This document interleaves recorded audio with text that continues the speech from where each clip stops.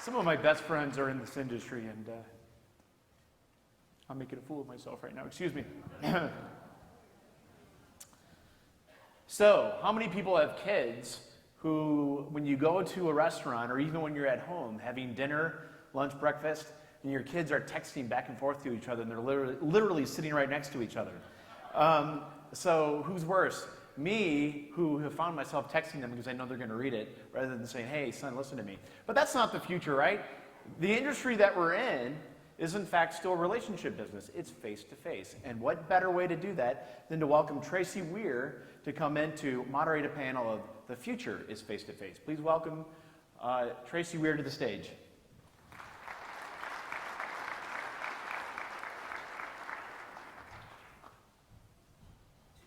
Hello. Hi, thank you. Thank you.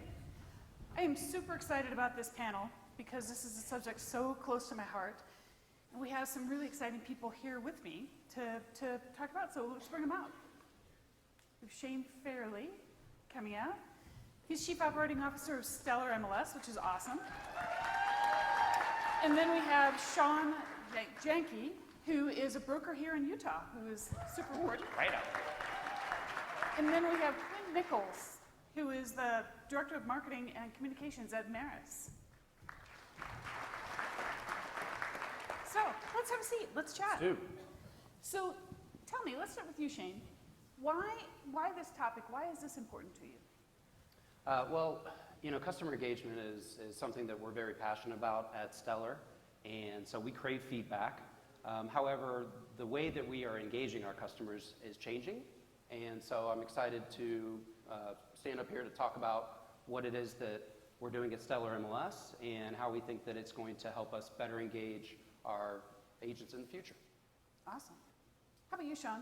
Why this panel? Why did you choose to do this? So with all the technology that we have, if we don't have it come full circle and be able to create the face-to-face opportunities with the individuals, with as a broker perspective and as an MLS perspective, with our subscribers and our consumers, it's all lost. It all gets lost in the motion of it. I agree. What about you, Quinn?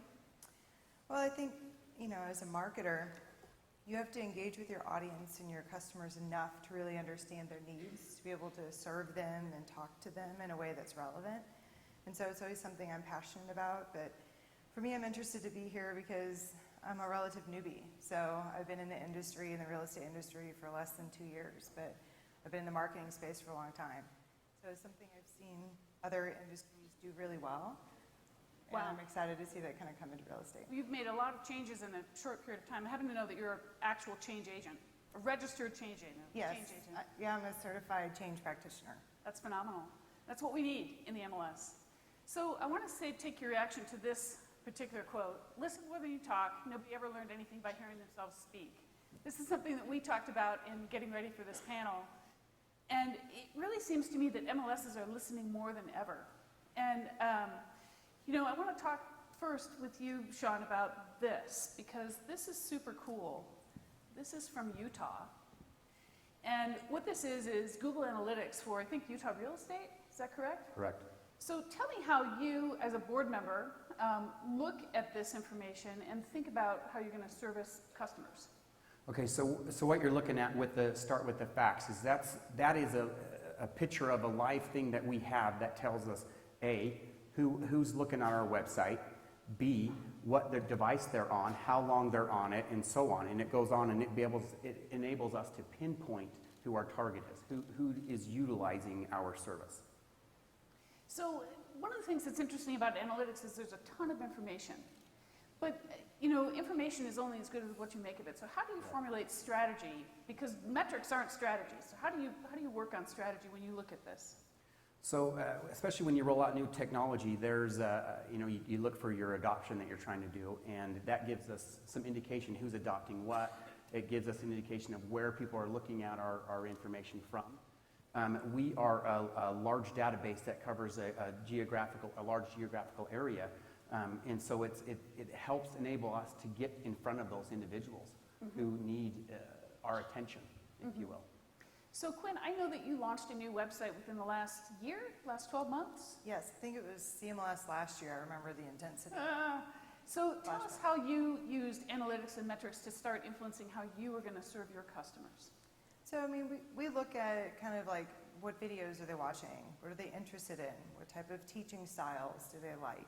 What products are they using? What pages are they going to? What blog posts do they like and are they sharing? So we use that to kind of keep building off of it, right? So the things that have a lot of, engagement or things that we continue to do or manifest. So Shane, when you think about metrics and Stellar, I mean, you're one of the largest MLSs in the country, 59,000 members and Yes. change. Mhm. When you look at metrics, how do you decide which metrics are most important to you? Well, Is it based on adoption of products? Is it based on how people are interacting with the website? Is it based on what your trainers say in the field? How do you make the judgment? so I think it's all of those things. The feedback is essential, whether or not however it comes in. And so that's one of the reasons why we wanted to, build some personas so that we could start to understand that we have different customers and, we need to alter our approach in order to best serve each one of our customers. And so that's why we started with some personas. And so we're capturing metrics right now that we weren't in the past to better help inform us on decision-making moving forward. So whether that's a product adoption or the videos that people are clicking on, the feedback that we get in the field from our brokers, as well as our agents from training classes, just to make sure that they're relevant and that the content is relevant. I mean, that's really what it comes down to, is that the content has to be relevant. Right. Otherwise, you're going to lose your audience very quickly. Right. And so that's what our personas really helped Right. us to, help define a little bit further. So let's talk a little bit about personas because I think they're really interesting. I see a lot of MLSs starting to develop personas, and I was fortunate enough to be able to work with you on creating the personas we're going to look at here in a minute for Stellar. But Maris has a completely different take on personas. And personas are what they are to the organization that helps you make sense of your customers. There's no one set way to do them, but a persona essentially is an archetype for a specific type of customer. And what you're trying to look at is what makes this customer tick and how you can reach them. So we're going to take a look at some personas from Stellar. And these are based, we started off with what, 17, 18? Seemed like there were 25 or 30 of them at first, so we were able to whittle them down to the 7 that you see up on the screen right now. And so, like I said, we have different customers. So we have a person that's brand new in the field. They're going to want their handheld a little bit more than somebody who is very seasoned. And so, being able to identify this so that we can better target market these newer, people for different education classes. Whereas somebody that's a seasoned veteran, we don't need to necessarily educate them as much. Maybe we need to tell them more about what tools are available that the MLS offers. Because, with all the marketing that we do, all the products and services that we offer, we're still amazed at the number of products and services that our customers just aren't aware of. And Right. so this helps us to better target market to show them the value and what we provide to them. Right, because I know that you're evolving your whole product strategy and looking into the future about how you're going to serve customers' needs. And what I found interesting is when we were talking to Quinn about this, you had a bunch that you started off with, but then you changed your whole notion about them. So talk us through this. So we did something similar, and internally we talk about it being pre-Quinn. So we did the personas, and we went through the same thing, So when our new CEO, Tim Dane, came on, the first thing he knew was we had to engage more. We had to be more involved in our community, and we needed the resources to do that. So we did the personas to get a better understanding of our people, and then we hired a bunch of staff to really focus on engagement, myself being one of them. But what we ended up doing was that we found the personas were a little hard to make decisions on because there were so many. I think we had like 8 to 10 of them. And so we ended up using them more to facilitate conversations when going to our associations to talk about our different member types. But to make more actionable decisions, we really boiled it down to 2. So after 2 years of engaging heavily with our audience, what we found is there were these 2 huge emerging themes that were just glaring, right? We had 2 very divergent member types. And we kind of beat around the bush and what to call them. And then we landed on something that kind of went back to a philosophical approach you can take to business, right? Do you have a traditionalist mindset or a modernist mindset? You know, in many ways, I'm a modernist, but there's a lot of things about my business behaviors that are very traditional. So it's not a good versus bad. They're just two totally different types of people. And what we've done in the past was try to treat them all the same. And that was really, it's not the way to go. It's not a one-size-fits-all approach anymore. So we've really looked at how are we serving our traditionalist members versus our modernist members. Because they say and want very different things. So one group, the modernists, wants us to change everything. We just can't change fast enough. And then the other group, the traditionalists, don't want us to change anything. They want us to slow down. So in surveys and engagements, we're hearing things from the modernists like, I'm 35, I can do everything from my phone except access CMLS. You know, I want a better user interface. I'm embarrassed by some of our client portal, you know, and then we've got to serve that need. And then we've got the traditionalists over there, they're saying don't change. I want slower, more incremental change to the technologies I trust and rely on. But what's interesting is they both agree on the same thing. They want ease of use and they want a more modern platform. So we've kind of looked at how we separate and then are providing services for the two. You know what I love about this particular description of the traditional versus the modernist is that it's not denigrating to either audience, meaning that if you're a traditionalist, you're still a great agent. You just want different things. If you're a modernist, you're still a great agent. You just want different things. And I love that because often people will make a persona for an agent that's not doing much business. Yeah. And that is useful to understand maybe that component, but it's not necessarily reflective of where you want to go in marketing. And I guess I bring that up because, Sean, you are a broker. Correct. Right? And so when you look at this and you see that MLSs are doing personas and they're trying to understand the customers, what does that mean to you? Does that make you feel good, like people are trying to really identify your needs? Is it going in the right direction? Absolutely go in the right direction. So as a board of director for an MLS, we look at, okay, who are our consumer base, right? And then as a broker, you're looking at, you have to pinpoint it even more. So just within my large brokerage, you have multiples of those. And it's pinpointing, so some want a webinar, some want live interaction. Our trainers go out and do hundreds of trainings every year, and they always bring back something good. From a brokerage, from an association's training, there's always something good, but you almost have to look at who your demographic of who you're talking with. And it's not necessarily age or year in the business, it's almost like how they absorb it. Mm-hmm. It's almost like how they learn it. Sure. So I want to talk about customer journeys, because once you've got your personas kind of figured out, you feel like you have an understanding of your customers, the next thing is to think about their journey. And this is what Mr. Schaefer was talking about this morning, is really understanding your customers from the moment they come in to the moment they complete their transaction with you. And a transaction is taking action. And so a customer journey, if you think about it, is the sum total of the way that people interact with your brand in every point. And the reason I think this topic is so appropriate face-to-face is because your journey with your customers encompasses both in person and online, and it can't be predicted about exactly how everything is going to go. So trying to model it out is really important. And there's usually three main phases: awareness, consideration, and decision. And if this is familiar to you, that's awesome, because when I show you this next slide, courtesy of Quinn, you might think, wow, maybe I need to think a little more about how familiar I actually am. Quinn, talk us through what this is. So, this is beautiful. This is Salesforce Marketing Cloud. So this is our new member journey. So one of the things when we got, you get this robust technology like Salesforce Marketing Cloud, and you're like, how am I going to use this beautiful beast, And so one of the things we identified early on is that for new members, those first 30 days are vital, right? So what they learn, how they pick up the information, and they've got a lot coming at them from the associations, they took their certifications, right? And so how are we helping feed them information along the course of the first 30 days? So we wrote all the content that we would send them over 30 days, and then you took it and you map it in Salesforce Marketing Cloud. So those little diamond shapes are all literally just emails, and they trigger and they send every 3 days is what we have it set up for. This thing is actually really long and it goes to the other side really far. but I took a screenshot of the end that's kind of the decision tree.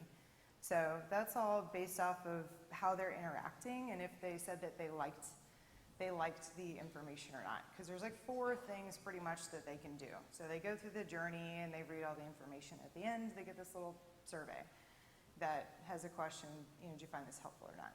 But it really branches off into 4 parts. It's, did they open the email? If they didn't, that's 1 action. They opened it and they took no action. That's 2. They opened it and they said yes, that's 3. They opened it and said no, that's 4. So all those things you're looking at kind of gauging how they're liking your communication. If you're a smaller MLS and this is a bit robust for you and you don't have as big of a team, I understand that struggle.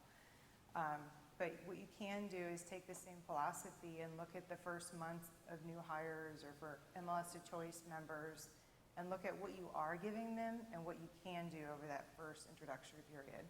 Because that really sets the tone for what they believe and what they think of you as an MLS. That's awesome. And by the way, I learned that this is only the tail end of this giant marketing flow. And if there's one thing that, that Quinn emphasized that we all agreed with is that it doesn't have to be complicated to be successful. And simpler is sometimes better. So even though Quinn's using this super robust tool, anybody can design a customer journey against what they're trying to do. And so one of the things I'd like to talk about is the in-person component of this. Training, broker visits, broker outreach.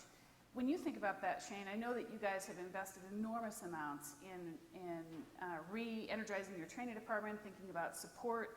How are you thinking about the customer journey with respect to support? Well, I think that without support, you're not going to have any customers. And, Right. We need to make sure that we're serving their different needs. One of the things that is evolving in the industry is the need for more face-to-face interaction. Mm-hmm. And I think that we heard that from Russ this morning, Yep. which is, hey, you need to hear from your herd. And I think that, forming your personas is a good start in order to be able to better maybe target market them. But then you need to be able to ask them, well, what's their feedback on what it is that I'm providing to you? And so, we are ramping up our face-to-face interactions with our brokers as well as with our agents to provide that more face-to-face feedback, because surveys are great. However, there's not going to be any better feedback mechanism than sitting across from someone and getting their feedback back and forth. This also provides a great opportunity for you to, maybe quell some angst that is going on, right? So maybe you have a policy change, or, you may be thinking about changing a product offering. Sometimes those things tend to cause angst in the environment, and a lot of times it's because brokers and agents like to talk amongst themselves. Right. And so what better way to kind of overcome that than to provide a forum where they can come, they can talk to you, you can listen to their feedback, and then you can take that feedback back, and that'll help you, share that with your board. That'll help you make more informed and better decisions. Absolutely. So that's something that we are re-energizing, and that's something that's one of the reasons why I wanted to be here to talk about it today. Of course. So, Sean, you're a broker, you're also in leadership, but if you take off your leadership hat, what do you think brokers most want in face-to-face communication from the MLS? What kind of touch points do they want? What do they wish that they could get from the MLS? So as a broker, you want your agents trained. You want them to utilize. The MLS is the thing that they use the most. Right. Right? So you have to lean into your MLS in order to get your agents adequately trained. And then there's so many tools that a lot of the agents don't even know are out there, that are available. So it's leaning into them. Our MLS, we have 5 awesome trainers who do, out of our 2,000 brokerages, they're in there 300 plus times a year doing face-to-face. And when you lean into that heavily, you're always getting different perspectives. And you'll get a traditionalist or a modernist who will throw out some sort of idea that gets brought back and utilized that works for everyone, ultimately. Right, right. But you have to lean into it. So, Quinn, you have leaned into this because you've built a whole department in a relatively short period of time with broker engagement and more training and support. How do you make sure that marketing is synced up with what you're hearing from the field? Well, I'll be really honest. The first is kind of a hot mess, You're just trying to get out there and you're just trying to engage in front of people. And so when we first started getting out there, we heard things like, I'm just excited to see your face. It's been 16 years since someone from Maris has stepped foot in my office. And so those things were really moving. And so we started with that, and then we had to refine, there's definitely an element of refining internal processes, right? How is that workflow? How are the things being reported back up to leadership so we can take action, so we can be aware? Because it's very easy to go out and engage in a silo and not bring all that information back up. You know, luckily we made investments in these, you know, high-end tools, and so we do utilize Salesforce to kind of roll up broker reports, educational reports, and then we're using those things to help make decisions. So, but there is internal processes you got to think of when you throw people at engagement. I guess that's one thing I'd like to ask you about, Shane, because you do have a big training department. How many trainers do you have for 59,000 members? 8 trainers. 8 trainers, and so they're covering a pretty broad area, pretty broad service area. How do you make sure that what they say in the field, even when it's not positive, that you from management are really hearing it and incorporating that in your decision process? Because that face-to-face contact is irreplaceable, as you say. Sure. So how do you make sure that you listen to it in the context where it becomes actionable? Well, our trainers are ambassadors for Stellar, right? And so we task them with making sure that when they're in the field that they are getting the feedback. And so, you know, like I said, we send out surveys after classes. However, we also ask our trainers to make sure that they're engaging the classes to make sure, you know, what is that feedback mechanism? Are we meeting the mark? If not, then what's some suggestions that maybe we can make this content a little bit more relevant so that next time we have higher class attendance. Right. And some of these things. And so they then take that information and make sure that we feed it upstream, up to our manager's level, and then on up to our board and our executive level, just to make sure that, you know, they're the boots on the ground. They got the pulse, you know, coming from the street. And so we value that, and that's one of the things that we take into consideration when we're making decisions. Sean, when you think about the future of face-to-face, which is the title of this presentation, this panel, as a broker, what kind of future face-to-face activities, contacts would you want? What's going to be most useful to you as a broker? So having the open communication back and forth, the broker town halls and things such as that, having direct communication. Our MLS is super good at you know, if there's a problem, someone can reach in. But what if there's not a problem? What if there's something that we just don't realize? Sure. And it's really just creating the opportunities where more people can voice their opinion. And sometimes it's you want to hear that great feedback. Sometimes you're a little nervous what they're going to say. Sure. But you got to take it with an open mind. Right.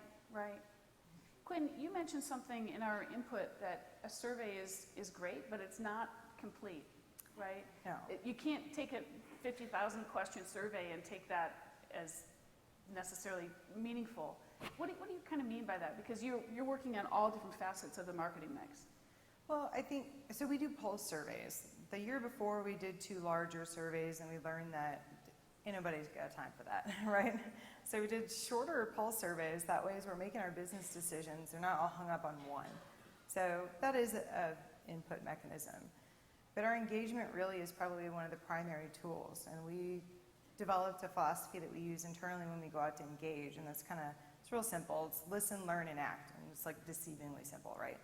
So when you go out to engage, you know, it's using those active listening skills, listening to understand what they're saying opposed to respond, which is really hard to do. It's part of our human nature. It's really easy to, as soon as someone starts talking at you psychologically, the first thing your brain's always jumping ahead, so you're formulating all of your responses, right? And in doing that, you really do stop listening. So, you know, it kind of comes back to, like Ross talked about that this morning, you know, Right. make it all about them when you're engaging, and that's really where you're going to get the good stuff, and that's where you're going to form a good relationship. But that's only step 1. So that's listening, then learn. So you bring back all that information that you're getting from these in-person engagements through surveys, and then you're looking for behavioral themes and observations throughout your membership, and then you act and make decisions that are going to impact your strategy. And what that does is keeps you from making reactionary decisions, which is really easy to do. It's easy to listen and then act, but not slow down enough to look for these themes across your membership. Awesome. So we put together some takeaways here, and I just kind of want to walk through them a little bit. You know, maybe you can just reiterate the first one, Quinn, about listening, because we can't listen if we're speaking all the time. So maybe you can just talk just a little more about that. So, I mean, I think it's just getting yourself in the mindset. Like I said, it's a learned behavior. It's not easy to sit and listen without wanting to respond. You have to literally tell yourself not to do it. Even sitting up here, I was like, oh, I want to say this. Oh, you know, before you know it, you're at the edge of your chair, and you just can't wait for them to stop talking so you can answer. And it's a part of human nature, so it's a learned thing. I think take time, reflect, do coaching internally, help each other kind of be more, you know, focused on your audience, not on yourself, because that's where you'll build your relationship, is if you Sure. hear them. Sure. So Shane, I'm going to ask you to talk about design, because you're Chief Operating Officer of huge MLS. How do you steer the ship and design these programs so that you are reaching customers? How are you thinking about it? Well, I think that using the personas really helps, because in order to engage your customers, you need to know how to engage them so that it's effective. And then you need to ask them for their feedback, right? So you need to have some kind of mechanism that you're going in. You need to have some kind of plan on what it is that you want to measure. Who do you think that your customers are?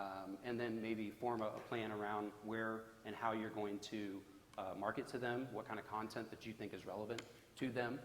And then you go out and you start doing those things. You start sending them that kind of content. You start target marketing them in certain areas, but then you ask them, well, what do you think?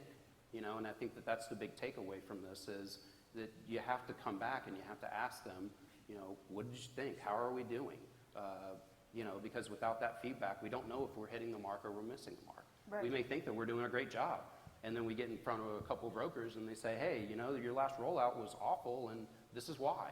That's Right. important information that we can take back so that we don't make those mistakes in the future. Sure. Tough feedback, but necessary. Hey, you know, just like you said, I mean, sometimes, you know, the feedback is not always positive, but it's important that you receive it and that you go back and take that in and then find out how best to address it. Awesome. So Sean, because you're on the board, I'm going to ask you to cover measure. Like, how do you know and how do you measure what you're doing? And how do you know it's successful? Well, I mean, there's 4 different topics on there. You have to have the active listening, and then you have to be able to relate it to the end product. But then you have to measure it by your adoption, who's using it.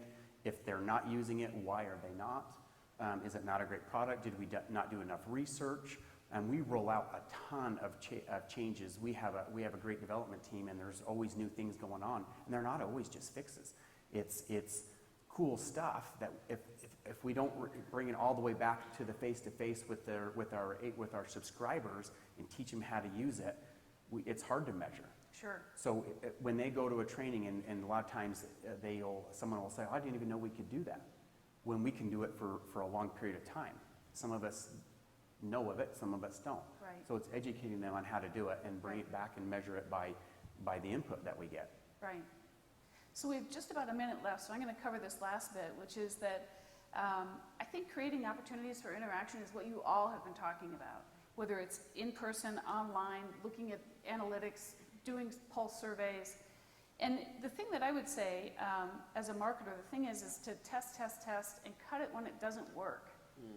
Meaning that if it's unwelcome or it doesn't work or it's not, for whatever reason, even if you've spent money on it, it's better to cut it and take the learning and create something that's successful.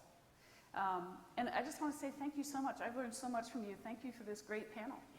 Appreciate it. All right, thank you. Thank you.